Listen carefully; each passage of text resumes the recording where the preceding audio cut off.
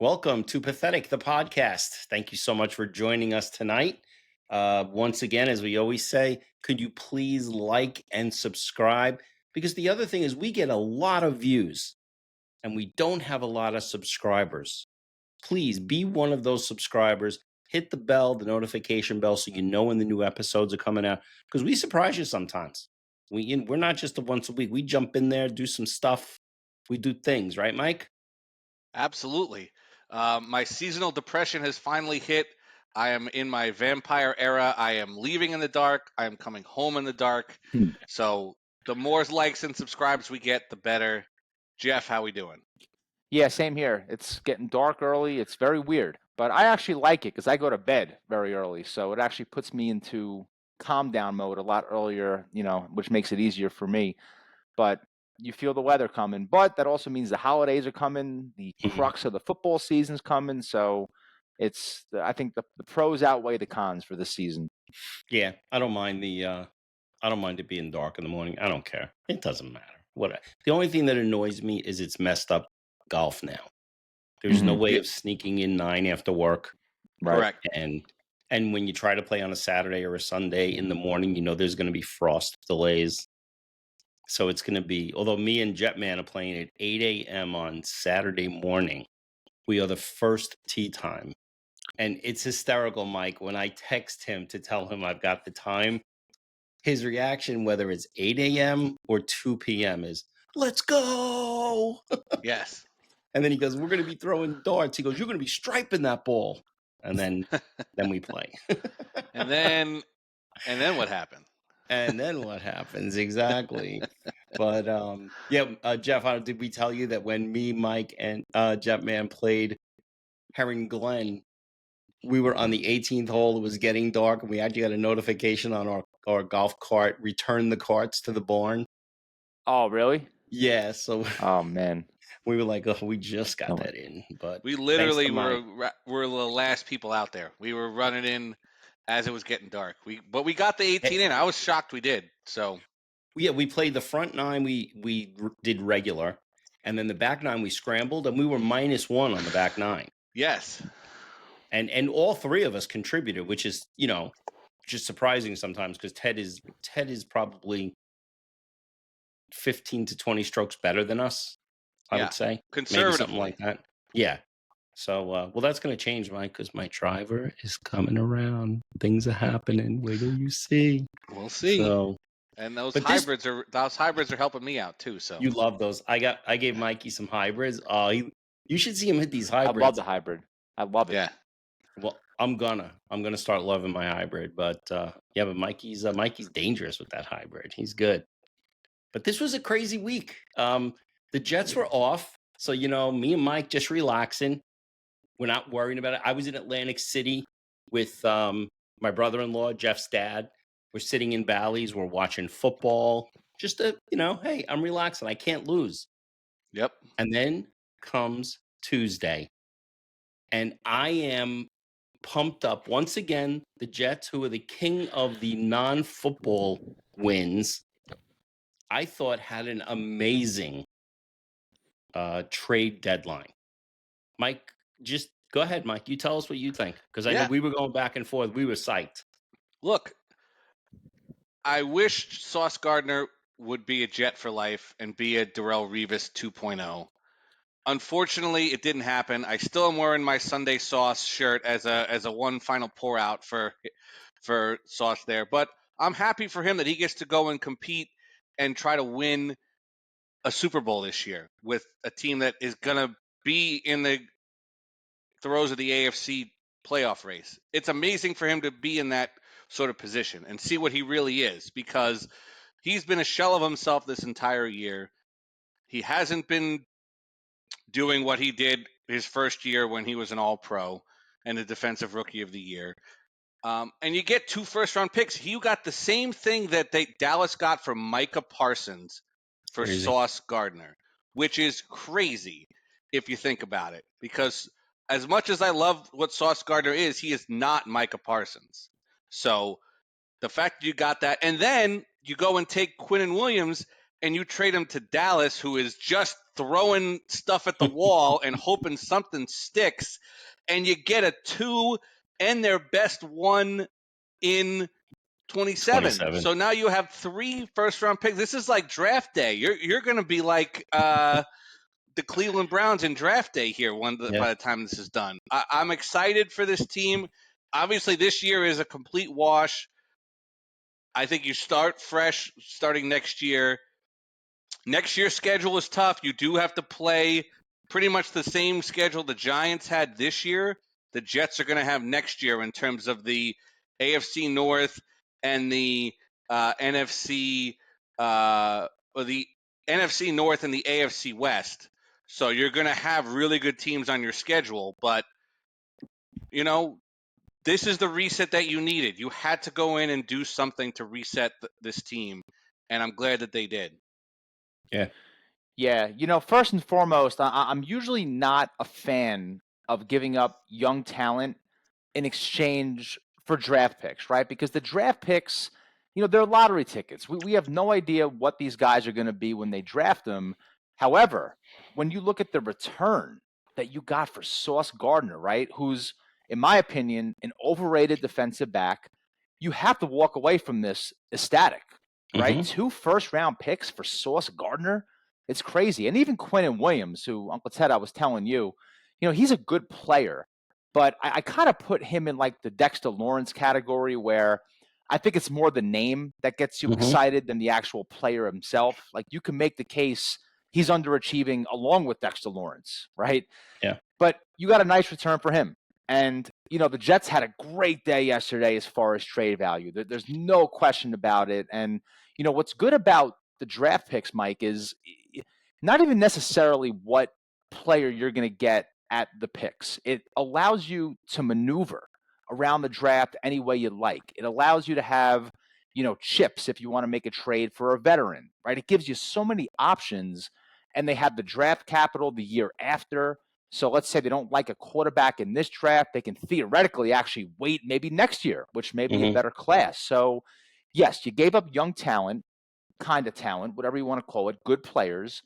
But the move made sense given where the Jets are right now. But let me just say this, okay? We really can't, I'm not saying you guys are, pop the champagne yet, because, you got to turn these picks into something, right? Which means you have to hope that Glenn and Muji are the guys, right? Because that can easily turn into a situation where, you gave up 2 solid players and it leads to nothing. But, I don't think that's going to happen. I think Muji knows what he's doing just based on what we've seen.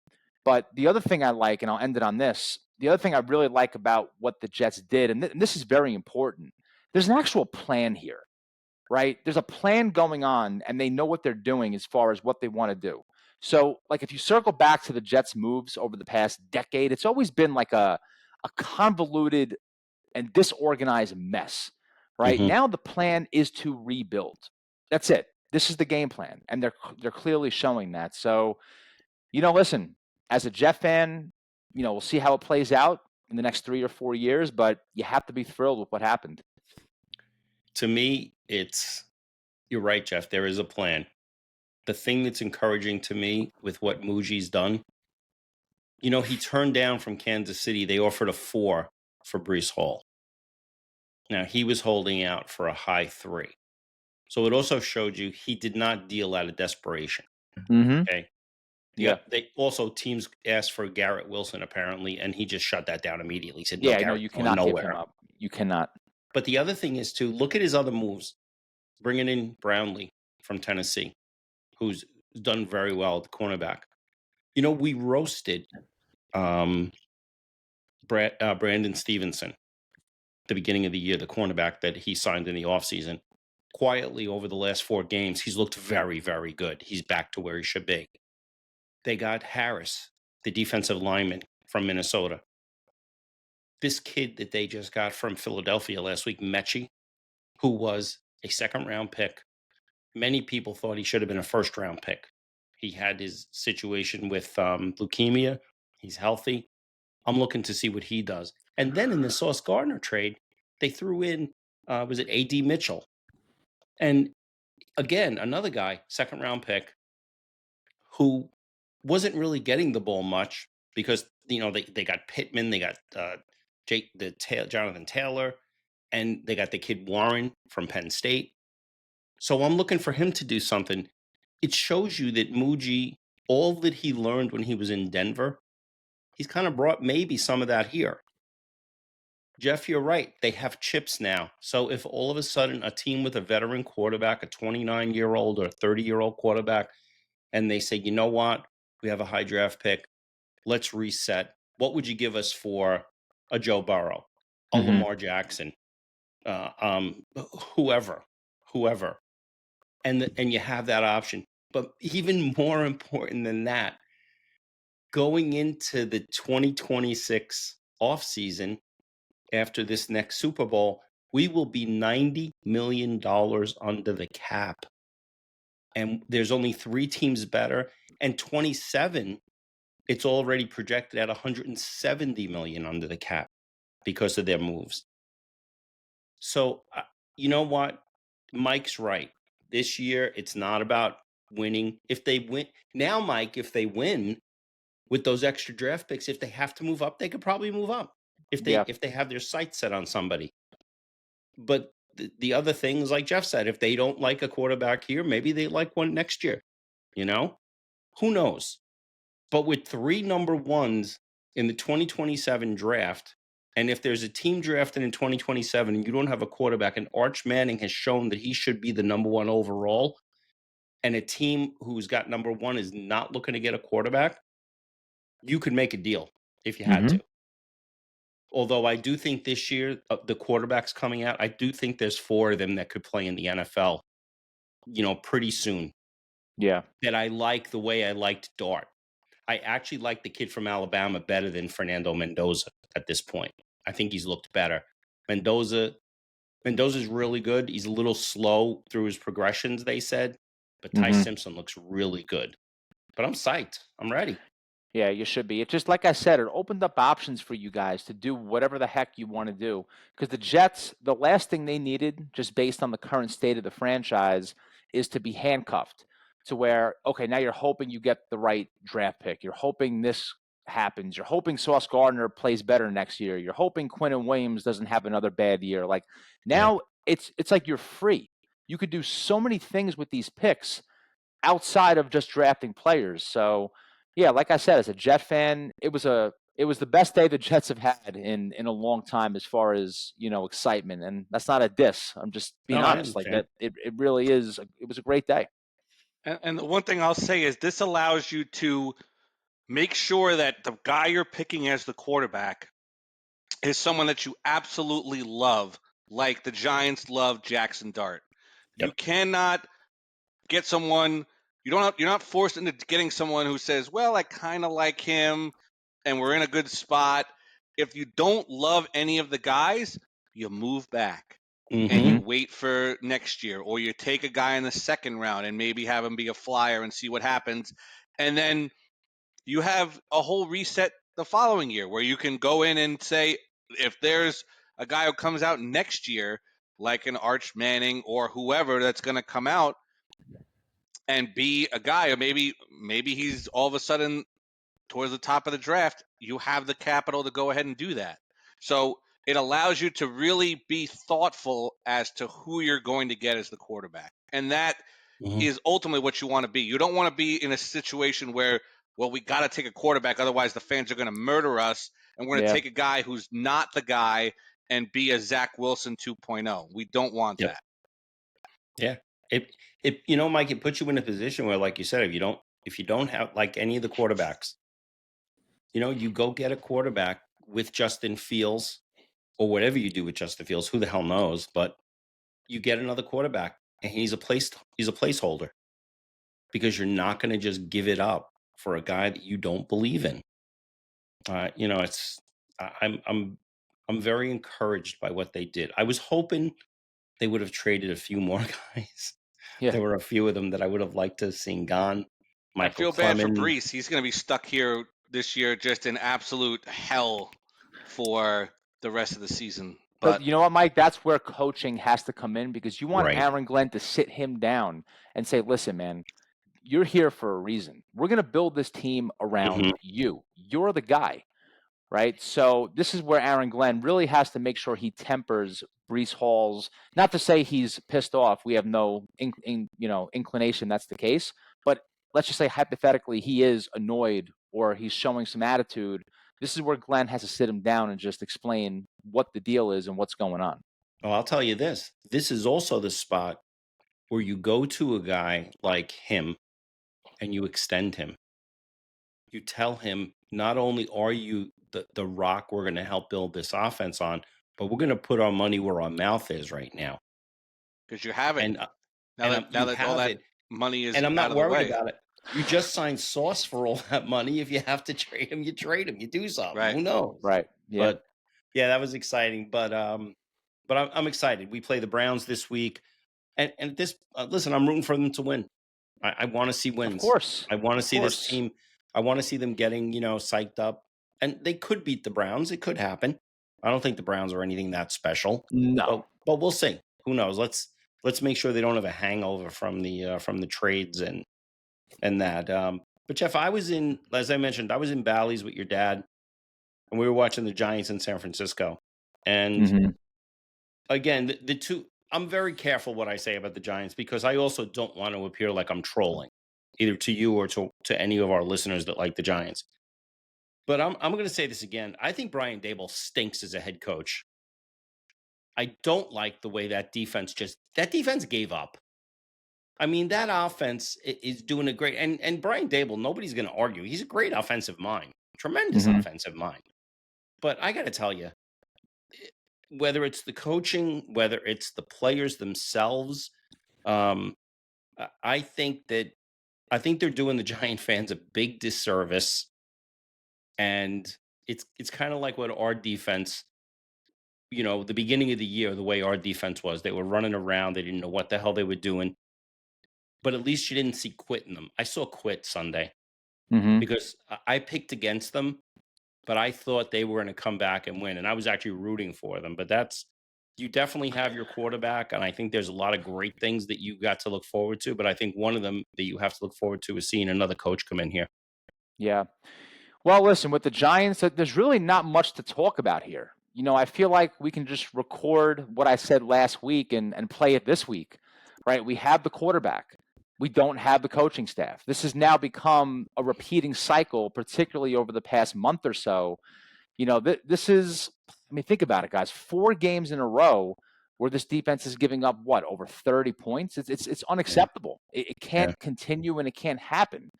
And what I fear about Brian Daboll is exactly what happened against the 49ers, right? Perfect example. The Giants are down 20-7, 4th and goal from, I think, the 4 or the 5 yard line. And he decides to kick the field goal. Look, you can't do that when, first of all, you have a quarterback that appears to be a stud, right? And a defense that's giving up points every drive. Right? When the Giants are playing from behind, they have to be aggressive. They can't go into this conservative mode. But look, like we've seen from Daboll for the past 3 years, when things don't go his way, he balls up in his little cocoon and he becomes conservative. And guys, I am so done with Brian Daboll. If you told me today he was fired, it'd be justified in my eyes, right? And I'll tell you this. The Giants have 4 games coming up that they can easily lose, and they probably will, just because they're so depleted and Daboll seems to be completely just beaten down as a man. If the Giants are 2-11 by that time, and guys are continuing, like you said, Uncle Ted, to take plays off Deonte Banks, the prime culprit in that one, we're seeing that on the defensive side of the ball. Don't be surprised if John Mara pulls the plug on Daboll early. And I'm not saying it's going to happen. I'm not predicting it, but I wouldn't be surprised. But I do think it's fair now to start talking about the Giants, where they're going to go with the coach next year, because this guy is not coming back, right? And I'll tell you this, just to kind of get into that, I have no interest in the coordinator experiment. I have no interest in Rex Ryan. I only have an interest in a coach that is a proven winner with head coaching experience, because you have a quarterback that, in my opinion, has the skill set to potentially be a top 5 quarterback. You can't waste his years until you have to pay him on a guy that may work or may not. This guy has to Right. work. And there's only two guys that come to mind. It's John Gruden and Mike McCarthy. And I know some people say, oh, Mike McCarthy stinks. No, he doesn't. That's a fallacy. That's not true. Mike Yep. McCarthy wins wherever he goes, right? So, again, that time will come where we'll talk about who the coach is going to be for the Giants next year, because it's not going to be Dable. They were flying planes the other day over the stadium. And I'll tell you this, no one hates bad optics more than John Mara. And when the Yep. fans aren't showing up, you have the Niner fans who are taking over. They're flying planes to fire the coach. He is gone. He's gone. There's no shot he comes back, because I don't care how good Jackson Dart is with this team, with this coach, with all the injuries, he's not going to win games. He can't. Look at how good he's playing, and they're not winning, right? So I don't know. Again, like I said, I'm not even mad because I just keep saying the same thing every week. Good quarterback, bad coach. It is what it is. Here we are. Yeah, I mean, the bigger disappointment for me is how bad this pass rush has been. I mean, Yeah. if you're Brian Daboll and you're trying to save your job, you need to go into that defensive coordinator room and say, listen, we have two guys who we drafted in the top of the draft who have gotten 0 sacks this whole season and haven't done a thing, and we're dropping 8 guys every single time. We're 2-7, guys.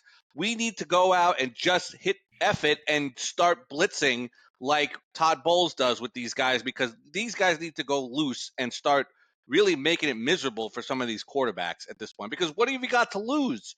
You're going to get fired if you don't win some of these games. And the only way you're going to do that is if your defense starts playing like they're capable of playing. And if that doesn't happen, you're going to lose these games. You're going to lose these games embarrassingly, and you're going to end up being fired either at the end of the season or even, as you said, Jeff, during the season.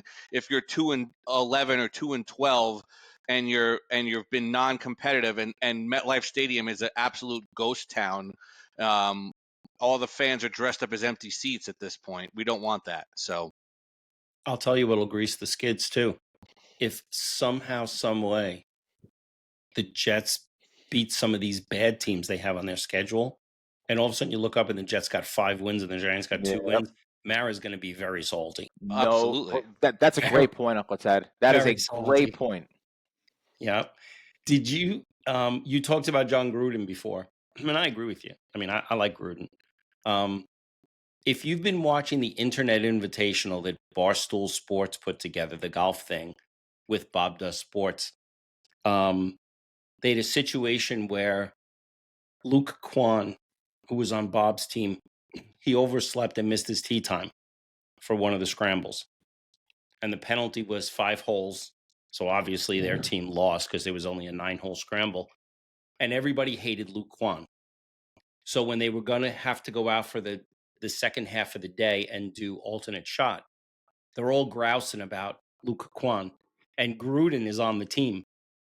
And Gruden gets them all together and he goes, I flew out here to play golf with you guys. And all I hear is that Luke Kwan overslept and ruined it. No, you overslept and ruined it because you used him as a crutch. He says, and I'm going to tell you something right now. And then he looks at Luke. He says, you're going to make this up to everybody on this team this afternoon. And then he looked at the rest of the team. And you guys are going to shut your mouths and you're going to play the way you're supposed to play. He says, now hands in the middle. And when they put their hands in the middle, he goes, Kwan on 3. And then all of a sudden, everybody was like, yeah, Luke, come on. I love it. And I think it was Joey Colcutt's or Fat Perez said, I had goosebumps listening to him give that. He says, I never had a coach like that. I mean, John Gruden, Listen, he might be a little nutty, but I think he still got it. No, I think he does too. And, I think, he's having fun at Barstool. I think it'll take a lot for him to come out and coach again, even though he wants to. But the Giants are but the Giants are a very attractive job with Jackson Dart. I think any coach, even if they're like on the fence, I don't know if I should come back. I think he's somebody, Jackson Dart is somebody that can take a coach like a McCarthy or a John Gruden, out of their comfort, whatever they're doing now, and coach. So I think that's another reason why you have to get rid of Dable, right? You have an opportunity to where finally the Giants are an attractive job. They Mhm. haven't been an attractive. Even when they got Coughlin, the Giants weren't like overly attractive at that time. They were a little all over the place. When you have the quarterback, any coach wants to be a part of that. Mhm. Anybody, like literally anybody you can take out of whatever they're doing and get them in. So I think, ironically enough, because I said that, we all said this, that, Jackson Dart could be Brian Dable's lifeline. It actually worked against him a little bit, I think, because again, you don't want to waste this kid, number one, with a bad coach. Number two, John Mara is a smart guy. He knows there's going to be coaches knocking on that door saying, let me in, or let's have a conversation. So my top two guys for next year, if it comes down to it, would be Gruden 1 and Mike McCarthy 2. And I think they can get one of those guys. Yeah. And they talked about McCarthy. Maybe he lost that a little his last years at Green Bay. I think what happened in Green Bay, because he showed you in Dallas that he can put points on the board and get wins. I think what happened in Green Bay was he had a falling out with Aaron Rodgers, and management chose Aaron Rodgers. Yep. Yeah. So, Yeah. well, this is going to be interesting. It's not the interesting kind of season that we were hoping for, but it will be interesting going the rest of the way. Honestly, I'm also excited coming up next week. I think free agency starts in baseball next week. Yep. We've had a lot of opt-outs. Bellinger opted out, Alonso, Diaz. Of course, Frankie Montas opted in. Of course, yeah. That's always what happens. If you have a contract that is, if you underperform and you have that opt-in, you know what? I'm going to take it. Yeah, I'll opt in, please. Yeah, I'll take the $25 million, please. I wonder how he said that in the office. He's like, you know what? I'm going to opt in. I'm just going to do it. Why not? guys, Right? I How do you love say it. that without, like addressing the elephant in the room? Just Like, give yeah, him you this- suck, man. You're damn right you're opting in. Yeah. You imagine that they're in the room with him and they go like this, Frankie, in or out? Yeah. And he went, Right. I'm in. And they got their I'm fingers in. crossed, like, Yeah. Like maybe he he's said like, the wrong word. yeah, yeah, or Frankie Montas is like, yeah, I'm in. They're like, yeah, we know. yeah. Like, yeah, we know.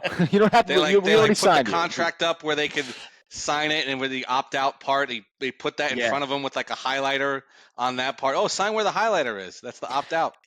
Yeah, not to get into it too much with baseball, but Frankie Montas stinks. And Mike and I could have told. I think we did Yeah. tell you that. You did. We did. And all the Met fans I knew, and I get it. You got a new player. They were all pumped to get him. I'm like, Yeah. where do you see this guy? Frankie Yep. Montas is terrible. Well, Terrible. I'm gonna first of all, I watched Game 7 from the casino, in Caesars Saturday night.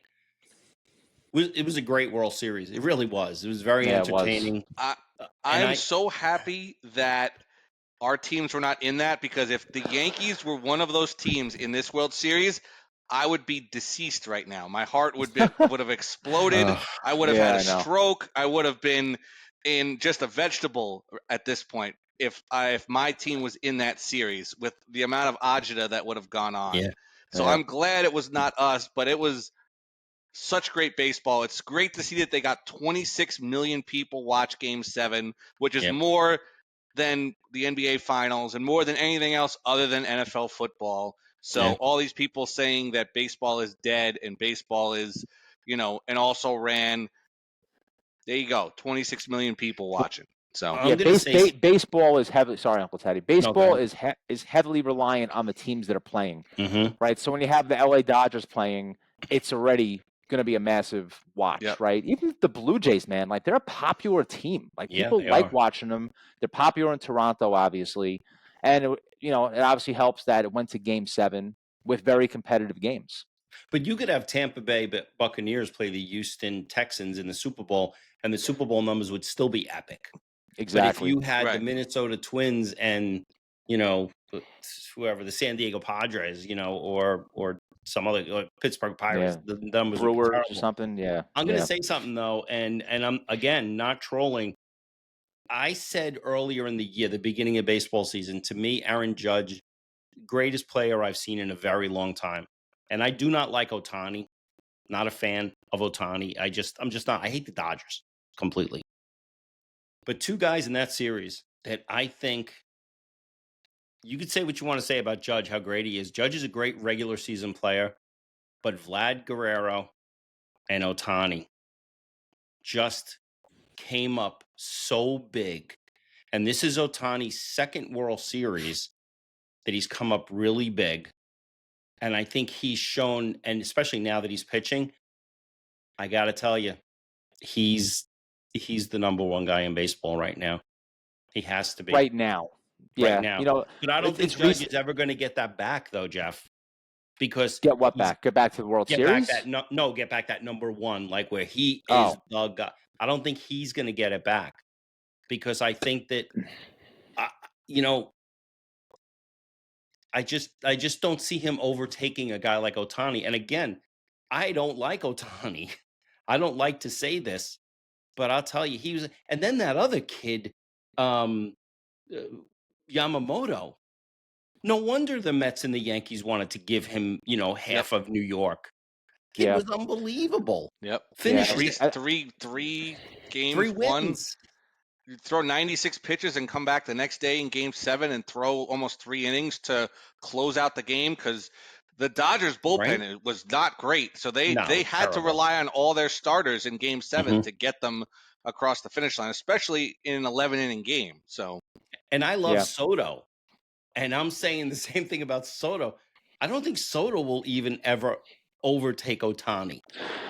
well, I You know, I it's going think to it can't. depend on depends him on what getting hurt happens. too. You know, it's Ohtani's got his elbow is coming back. I don't trust that if you're going to be pitching as much as he is and doing all the things that he does, that he's going to stay healthy.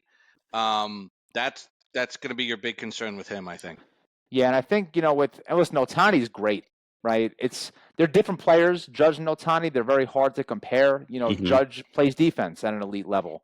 Otani doesn't. He's a pitcher. Judge isn't the pitcher. Judge has the edge on the hitting by a slim margin. They're hard to compare, but like this year, maybe Judge would have been that guy that we're saying, yeah, he's better than Otani. But the Yankees sucked, right? The Dodgers are a much better team, so Otani had the opportunity to do what he was doing. I mean, Judge Yeah. was hitting 500 in the Correct. playoffs, Yeah, right? that's So, true. That is true.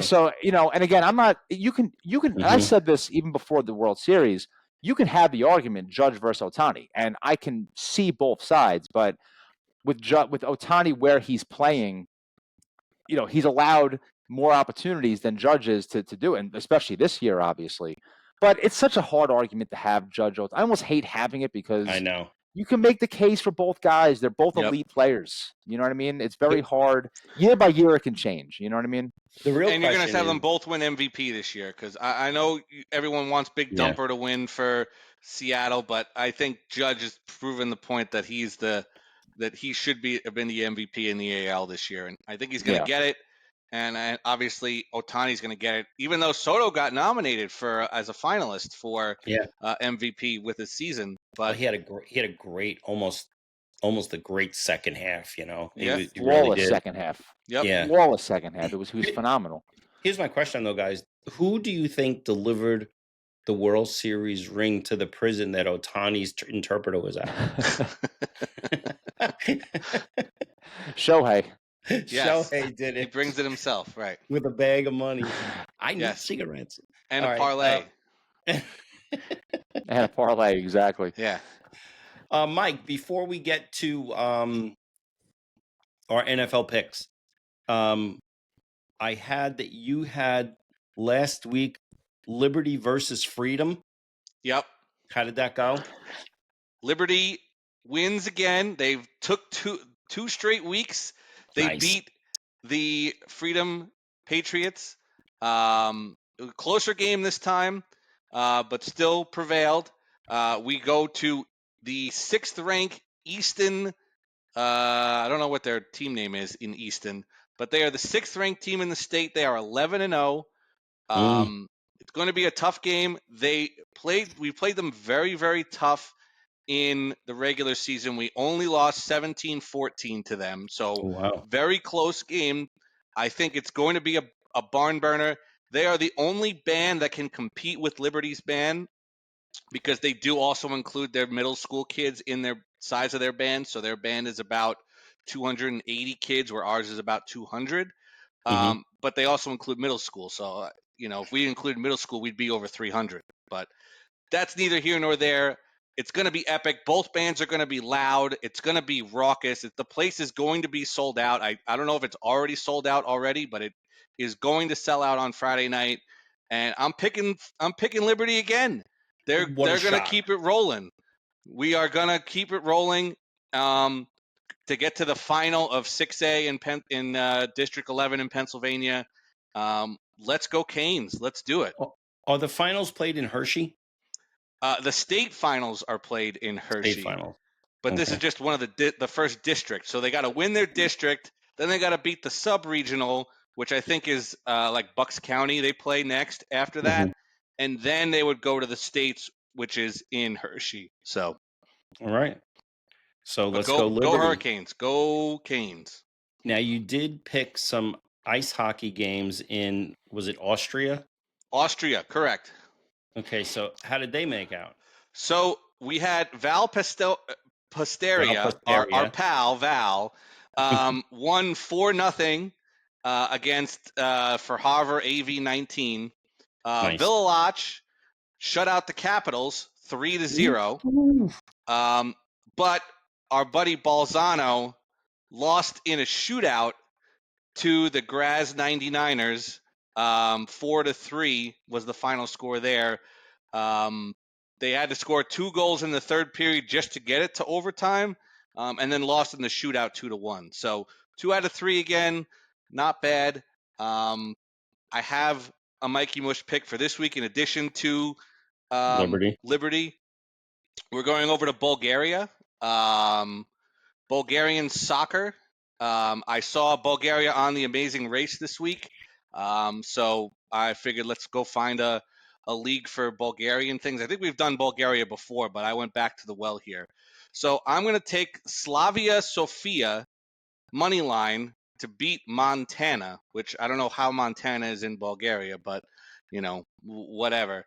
I'll take Slava Sofia minus 160. I'm going to take both locomotive teams. There are 2 locomotive teams in the Bulgarian Soccer League, Lokomotiv Plovdiv and Lokomotiv Sofia, to both win. One Plovdiv is playing Baro Stara, and Sofia is playing Botev Ratsa. All those games are on Saturday, so have some fun with the Bulgarian soccer, and let's go do it.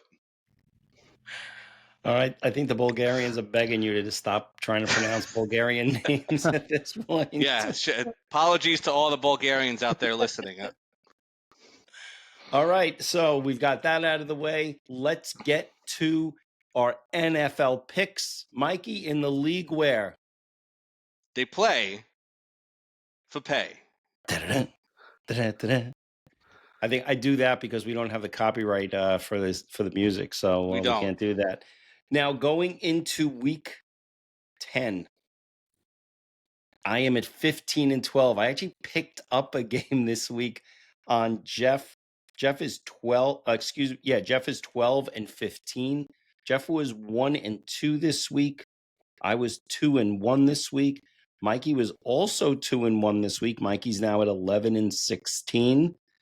And let's see. Let's start from the bottom up. Did we do that last week? We did. Okay, so let's go from the middle then. Jeff, you go first. Okay, so I'm going to start with the Ravens, minus 4.5 over the Falcons. Here come the Ravens, right? They're coming back. They're on a what happened? I thought the Ravens were playing Minnesota. Was that wrong? I don't know. I may be wrong on that. Let's double check. Double check it. Ravens are playing Minnesota. Ravens they are. Minnesota. Oh, I wrote it. Then I put it down wrong. Oh, there you go. My first mistake in what? 15. Hands up. Hands up. That's my bad. Yeah. Over Minnesota. I'm sorry. Like I was saying, man. Here come the Ravens with Lamar back. Harbaugh engineering the comeback trail. I think they're going to go on this crazy run. I really do, and I think with, again, Harbaugh engineering it, they're going to be more motivated than ever. Give me the Ravens minus 4.5 over Minnesota, not the Falcons. My apologies. Give me the Chargers minus 2.5 over the Steelers. Steelers going out to the West Coast, I think, is going to be a problem. I'm a big believer in that. I think that travel's a big deal. And I love the Chargers this year, as you guys know. So give me Chargers over the Steelers. And then finally, we're going to go with the Seahawks. Got a big number here, but I'm going to do it. -6.5 over the Cardinals. I love the Seahawks this year. And I don't see the Cardinals reciprocating what they did in Dallas. I wouldn't be surprised if the Seahawks slap up the Cardinals. I'm just not sold on them. They always beat Dallas no matter who's playing quarterback. Yeah, give me the Seahawks -6.5 over the Cardinals. Jeff's week, where are we at? Week 9? 10. Week 10 already. Jeez. Week Week 10. 10 picks. Right, because it's 26, 30. So week 10 picks. All right, Mike, I'm going to go next because you went last. Well, you went first last week. You're going to go last this week. So I'm going to take Carolina -5.5 versus New Orleans. Carolina's home. They play really well at home against those South teams. So I think they're gonna play well. I think New Orleans just stinks. Jeff, I'm gonna take the Vikings plus the 4. I do think Baltimore is gonna win this game, but I'm gonna take the 4. Minnesota showed me something against Detroit last week. I was really surprised, and JJ McCarthy looked really good. I was shocked the way they slapped around Detroit. I really was. And I think, I think they're going to play well enough to keep it close. So I'm going to take them plus the 4. I hate to do this, but I really can see them being obnoxiously just being a bunch of a-holes. I think the Bears are going to really try very hard to lay it on the Giants. They're giving 4.5. I mean, the Bears scored 47 points last week against Cincinnati, and Cincinnati's defense is terrible. I don't think they're going to score 47 against the Giants, but I think if Ben Johnson has a chance to put up points, I think he's going to really try to put up a lot of points. So I think it's going to be high scoring, but I do see the Bears at home winning that game. So I'm taking the Carolina Panthers, the Bears, and the Vikings. Mikey? Yeah, that's actually a What? surprising number, Bears Giants, just based on the Giants defense, how bad it is, Yep. and Dart having no weapons at all. You know what I mean? You think it would be higher? Yeah, that's what I'm Right. saying. I mean, I would never pick that game because it's Yeah. the Giants, but I mean, I think that's a smart pick, to be honest with you. Yeah. I was gonna pick the Jets, but I have a feeling that my little friend in the left corner might be going that way. But Mikey, what are your picks? So I am not going with the Jets. As much as I would love to, it swinging from -2.5 before the trades to now +2.5 after the trades. I would love to do that, but I'm trying to win this thing, so I'm going to stay away from that game. Game number 1 for me is the Buffalo Bills -9.5 against the Miami Dolphins. The Dolphins are finished. They won their game last week to get them their little rah-rah moment for them. That team is terrible. Buffalo is coming off a great performance in Kansas City. They are going to lay it on Miami, and they're going to be coasting in the second half. 9.5 is a lot of points, but I definitely think Buffalo has the chance to do it. Miami might not score more than 10 points in this game. So give me Buffalo -9.5, game number 1. Jeff, I'm with you. I'm taking Seattle -6.5. I don't buy what Arizona's doing. They were great in Dallas because they always are. Jacoby Brissett is probably going to be their quarterback this week. Going up into Seattle, where that place is going to be out of control. It's not Jerry's World where half the people are taking pictures and looking for Stephen A. Smith in Jerry Jones' box or whatever. Seattle's going to be a very tough place to play. So give me Seattle -6.5. And then give me the Philadelphia Eagles +2.5 at Green Bay. I think the Eagles are for real. They're coming off their bye week. Saquon had a great game the week before. I think he's going to come out and run all over the Green Bay rush. I think Micah Parsons is not going to not be a factor in this game. So give me Philadelphia plus 2.5. So we have the Bills minus 9.5, the Seahawks minus 6.5, and the Eagles plus 2.5. Mikey Mush's picks for Week 10 in the National Football League. All right, guys. Everybody, have a great rest of the week. Enjoy your football Sunday. If you're not a Jet or a Giant fan, I'm sure you will be enjoying your football Sunday. And if you do get a chance to see the Internet Invitational on YouTube, it's really compelling stuff. It's good stuff. Guys, let's do this again next week. Absolutely. All We'll see right. you then. Have a great night.